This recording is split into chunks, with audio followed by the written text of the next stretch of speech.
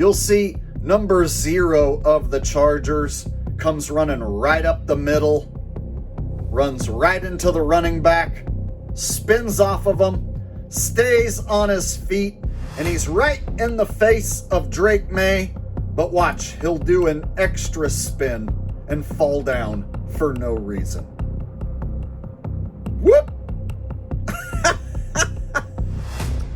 It's almost like when he did the first spin, he had more than enough time to get in there and sack Drake May, and Drake May is supposed to complete this pass downfield. So he did a second spin and fell down to make sure that Drake May has enough time to do this. Drake May, to his credit, drops a very nice pass in the bucket for this touchdown. Welcome back, disgruntled sports fans. Another week, another scripted top 10. We're going to start the list in Philadelphia, where Broccoli Purdy and the 49ers are going to eliminate the Super Bowl champion Philadelphia Eagles. And on this play, you'll see Purdy completes this pass over the middle, and then the Eagles defense proceeds to put on some of the most pathetic tackling attempts you will see all season long. So this first Eagles defender lets the receiver go running right on by without even making a tackle attempt. And then this next Eagles player here, number 53, I swear this is the most pathetic tackle attempt in this entire video. What was that? He just reached out and gave him a shoulder touch. Just tapped him on the shoulder pad. Now here's the thing. He's not only going to touch him on the shoulder pad, but he's going to follow it up by whiffing again. That's 2 whiffs on the same play, number 53. Should you even be out there on the football field? I'm thinking some fans in the stands could have gave a better effort than that. So finally, somebody actually tackles this guy. Now number 53, who whiffed twice, he goes over there and lays on top of the 49ers player as if he's the one who made the tackle. Yeah, okay. So now we take the list to Jacksonville, where the Jags and the Bills are in a Wildcard showdown. Big sister, Trevor Lawrence, he hooks up with his man, Travis E.T. Phone Home. And you'll see this Bills player coming in to make a tackle. Instead of running over and driving through the man, wrapping up and making a real tackle attempt, no, he's going to do what all NFL players do. Dive at the feet for no reason and completely whiff. And then this next Bills player goes for a fake ball swipe and oversells it.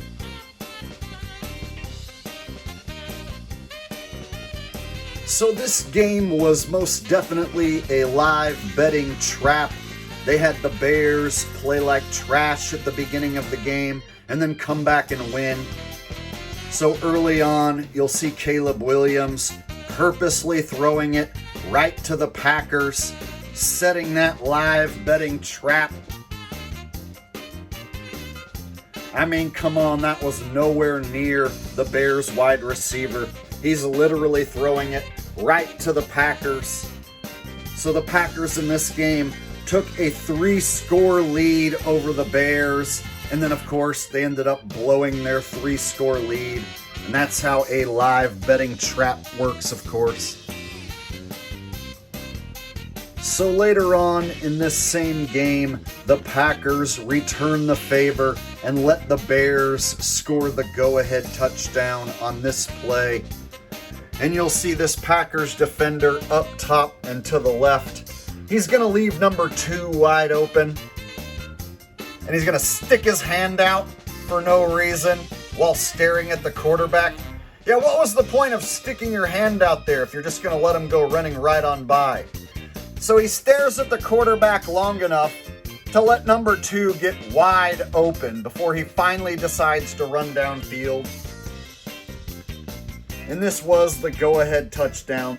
So here we can take a closer look at number 24 of the Packers, letting wide receiver Moore get open for the touchdown. So it looks like he's going to cover him right here. But instead he just sticks out his hand, lets him run right on by, and he just continues staring at the quarterback.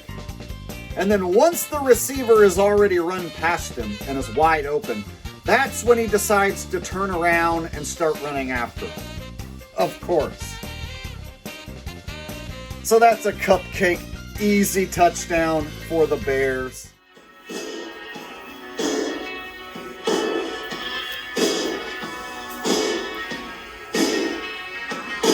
Take me down to the Muff Punt City where the returners are really freaking shitty. Oh, won't you please muff this punt? Yeah, yeah.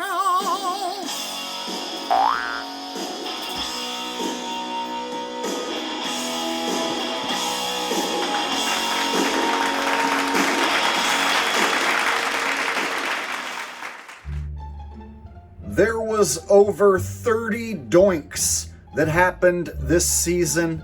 If you remember football in the 1970s or the 80s or the 90s or the early 2000s, then you would remember doinks used to be rare. You used to see maybe 1 or 2 in an entire season.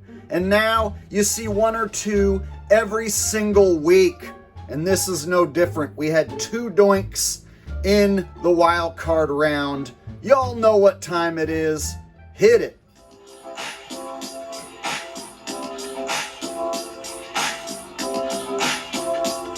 Well, I tried to tell you so, but I guess you didn't know. They've been messing with field goals, and there's magnets in the poles. You lied to me. All those field goals I thought were so real, you lied to me. Yes, you did. Yes, you did. You lied to me. All those field goals I thought were so real, you lied to me. Now I cry. Now I cry, cry, cry. Return of the doink. Return of the doink. Return of the doink. Another ball hits the pole.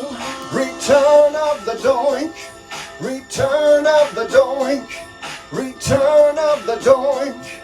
Another ball hits the pole.